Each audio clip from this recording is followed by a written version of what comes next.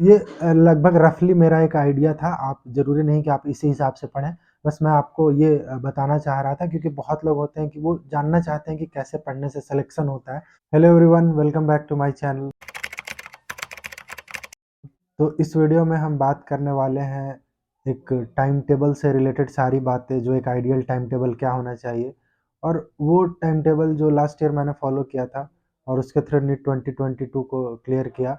तो ये सारी बातें हम इस वीडियो में करेंगे और ये सबसे इम्पॉर्टेंट वीडियो भी है क्योंकि हमारी जो सिलेक्शन के लिए सबसे इम्पॉर्टेंट चीज़ होती है वो हमारा टाइम टेबल, हमारा डेली रूटीन और हम कैसे डेली पढ़ रहे हैं उस नीट के टारगेट के लिए जो हमारा 7 मई को टारगेट। तो चलिए शुरू करते हैं इस वीडियो को आगे। तो हमारे पास पूरे दिन के 24 घंटे में से मैं आपको बोलता हूँ कि एवरेज ऑन स्टडी 10 से 13 घंटे आप कर लें पढ़ाई डेली।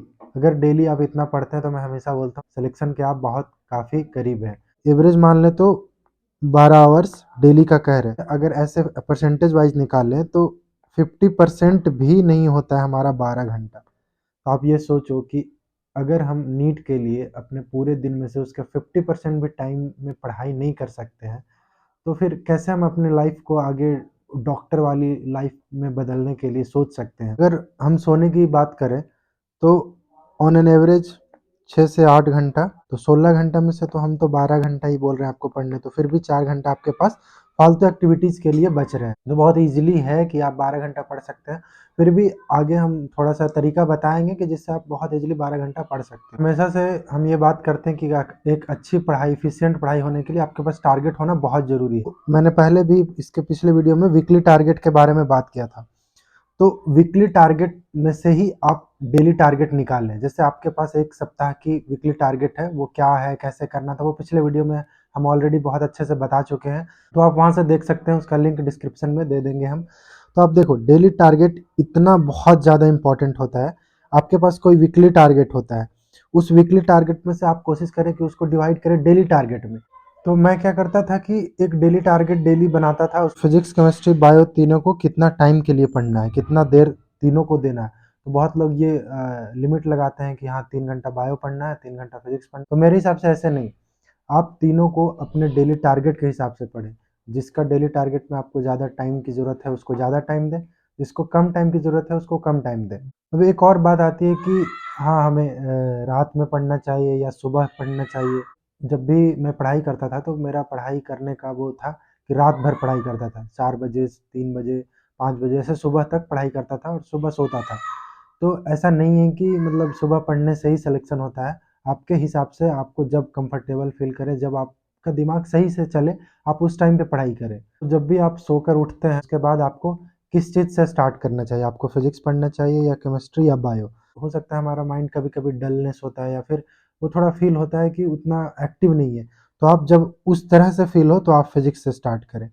आप आधा घंटे, 1 घंटे फिज़िक्स को टाइम दें, फिज़िक्स पढ़ें, उसके क्वेश्चंस लगाएँ, उससे क्या होगा कि आपका दिमाग टोटली एक्टिव हो जाएगा आपके न्यूमेरिकल सॉल्व करने से और फिर आगे की पूरा दिन मतलब आप जो भी पढ़ोगे फिर बायो तब पढ़ना है। क्योंकि बायो में क्या है कि हमारा ज़्यादा दिमाग लगता नहीं है, हम रीडिंग मारते रहते हैं। तो जब हमारा दिमाग एक्टिव नहीं रहता उस वक़्त अगर हम बायो पढ़ने का कोशिश करते हैं तो हमारा और पढ़ने में मन नहीं लगता और वो टाइम वेस्ट हो जाता है।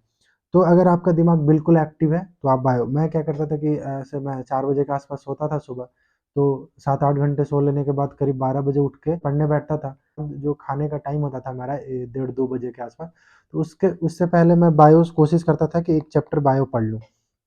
और जिस दिन अच्छा नहीं लग रहा है, जिस दिन लग रहा है कि नहीं अभी उतना पढ़ने का मन नहीं है, तो मैं फिज़िक्स से स्टार्ट करता था।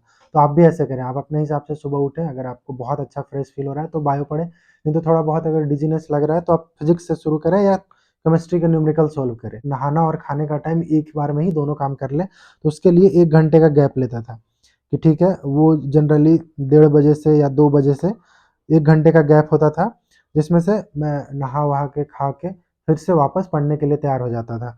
फिर अब ये जो बात आती है लंच के बाद, फिर ऐसा नहीं कि आप थोड़ा-सा भी क्या होता है कि लंच के बाद हम सोचते हैं कि थोड़ा रेस्ट कर लेते हैं, खाने के बाद लगता है कि थोड़ा बेड पे चले जाते हैं, तो ये मतलब काम नहीं करना, बेड पे जाना ही मत। टहल लेना, कुछ और कर लेना, लेकिन बेड पे आप लेटना नहीं। उससे क्या होगा थोड़ा-सा नींद आने फिर पढ़ने का थोड़ा मन नहीं करने लगता है। तो ये सबसे ज़्यादा जो पढ़ाई में ज़रूरी वो हमारे लिए होता है कि आफ्टरनून टाइम को मैनेज करना। क्योंकि हमारा नीट भी उसी टाइम में होने वाला है। 2 बजे से 5:20 में वो हमारा नीट का टाइम चलेगा और उस टाइम पे हमारा ब्रेन बिल्कुल भी एक्टिव नहीं रहता है, क्योंकि हम खा भी लेते हैं और फिर दोपहर का टाइम होता है। तो लेकिन हमारा सबसे ज़्यादा ज़रूरी टाइम भी वही है, क्यों हमारा दिमाग एक्टिव होना चाहिए, उस टाइम में हमारा बहुत काम करना चाहिए, क्योंकि हमारा नीट भी उसी टाइम में होने वाला है।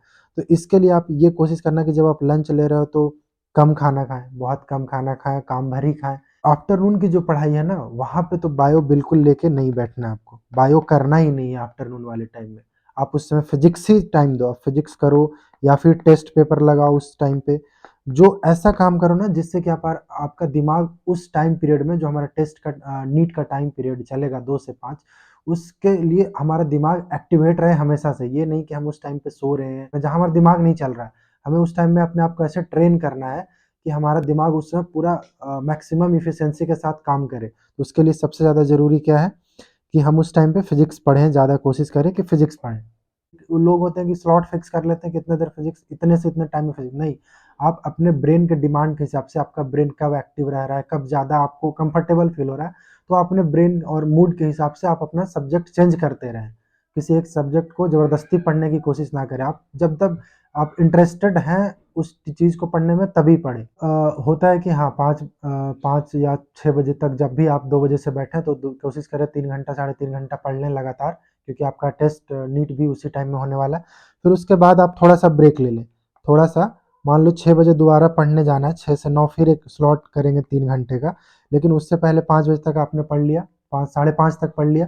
फिर जो आपका आधे घंटे का ब्रेक होगा ना, उसमें आप कुछ फालतू काम ना करें। उसमें ब्रेक में आप क्या करें, आपके पास जो शॉर्ट नोट्स आपने बनाए हैं या किसी भी चीज़ का, फिज़िक्स का, केमिस्ट्री का, बायो का, या कोई फ़ॉर्मूला आपने अलग से लिखा है, या फिर दीवार में जो चीज़ें आपने चिपकाई है, जो भूल जाते हैं, वो इस आधे घंटे में आप एक बार उसको रिवीजन करें, उसको एक बार फिर से थ्रोली पढ़ लें। ये आधे घंटे में आप वो खड़ा होके पढ़ लें, ज़रूरी नहीं टेबल पे बैठ के। इससे क्या होगा कि आप थोड़ा-सा टहल भी लेंगे, घूम फिर लेंगे और आपका थोड़ा-सा सब्जेक्ट भी चेंज हो जाएगा, पैटर्न पढ़ने का चेंज हो जाएगा।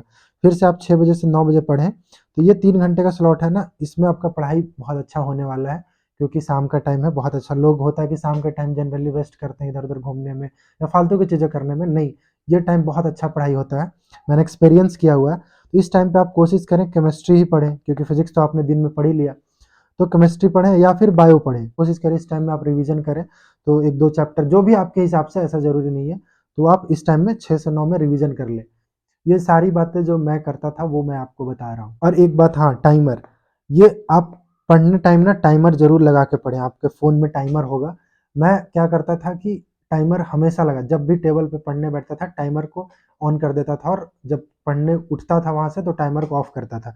ये टाइमर लगाने से आपके क्या फ़ायदे होंगे कि आपको मान लो किसी दिन आपने 8 घंटा पढ़ा, आपने टाइमर में देखा 8 घंटा पढ़ा, तो अगला दिन आपको वो बहुत जिल आएगी कि नहीं, अगले दिन मुझे 8 घंटा से नहीं 9 घंटा का टाइमर मेरा फ़ोन में होना चाहिए।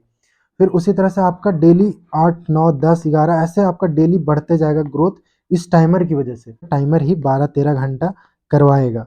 अगर आप डेली टाइमर लगा के पढ़ते हो तो बहुत ज़रूरी, बहुत सही चीज़ होती है। फिर 9 बजे तक आपने पढ़ लिया, फिर से 1 घंटा डिनर का टाइम ले लो और वो 1 घंटे में आप वो काम खत्म कर लो। और बाकी की चीज़ें ना, ये नहीं कि दोस्त यार से बात कर रहे हैं, इंस्टा यूज़ कर रहे हैं, सोशल मीडिया यूज़ कर रहे हैं, ये काम नहीं करना। आपका टाइम कब, मतलब कहाँ से कहाँ वेस्ट हो जाएगा आपको पता भी नहीं चलेगा। और फिर एक बार जब हमारा टाइम वेस्ट हो जाता है ना, तो फिर पढ़ने का फिर और दिमाग खराब हो जाता है कि यार मेरा टाइम वेस्ट हो गया, और फिर और नहीं पढ़ पाते हैं। फिर आप अगर रात में पढ़ते हो तो, 10 बजे से फिर से कोशिश करो, और उस वक़्त फिर आप फिज़िक्स से शुरू करना। 10 से 11 1 घंटे कोशिश करना फिज़िक्स ही पढ़ें। मैं ये बता रहा हूँ ना कि जब-जब आपको पढ़ने के लिए मन नहीं करता ना, आप फिज़िक्स लेके बैठो, आपका वो पढ़ने में मन लगवा देगा। तो ये बहुत अच्छी चीज़ होता है, आप फिज़िक्स से स्टार्ट करना। आप 10 से 11 अगर फिज़िक्स पढ़ लेते हो, तो फिर आपको 11 बजे से जितना देर पढ़ोगे ना, बहुत अच्छी पढ़ाई होगी, क्योंकि आपका दिमाग पूरा खुल जाता है, पूरा एक्टिवेट हो जाता है। और वो आपको जो आपका डेली टारगेट था, अगर शाम तक जो नहीं हुआ 9 बजे तक, तो आप कोशिश करो कि ये रात के जो 10 बजे से आप पढ़ना शुरू कर रहे हो, उस टाइम में आप डेली टारगेट को पूरा कर लो। ये लगभग रफ़ली मेरा एक आइडिया था, आप ज़रूरी नहीं कि आप इसी हिसाब से पढ़ें। बस मैं आपको ये बताना चाह रहा था, क्योंकि बहुत लोग होते हैं कि वो जानना चाहते हैं कि कैसे पढ़ने से सिलेक्शन होता है, तो उसके हिसाब से अपने आप को एडजस्ट करने का कोशिश करते हैं। इसलिए हम अपना पूरा जो कैसे पढ़ते थे, कितने से कितने बजे बता दिए, ताकि आप उसके हिसाब से अपने आप को एडजस्ट कर लो। जिन्हें दिक्कत आ रही है कि कैसे हमारा प्लान होना चाहिए, पिछले नीट के लिए कैसे प्लान किया था, कितने दिन में सिलेबस खत्म किया था, कितने दिन रिवीजन के लिए रखा था, पिछली वीडियो बना चुका हूँ उस पे, आप वो देख लेना, उसका लिंक भी डिस्क्रिप्शन में दे देंगे। जिन्हें भी ज़रूरत होगा वो ज़रूर देख लेना, बहुत काम की चीज़ है वो। आपको बहुत ज़्यादा हेल्प मिल सकती है उस वीडियो से, जिन्हें अभी तक नहीं पता है कि कैसे पढ़ें, किन चीज़ों को कैसे सँभालें पूरा सिलेबस को लास्ट तक। अगर ये सारी चीज़ें आपने सही से अपने हिसाब से मैनेज कर लिया, तो फिर मैं हमेशा से वही बोलता हूँ कि नीट 2023 इज़ योर्स।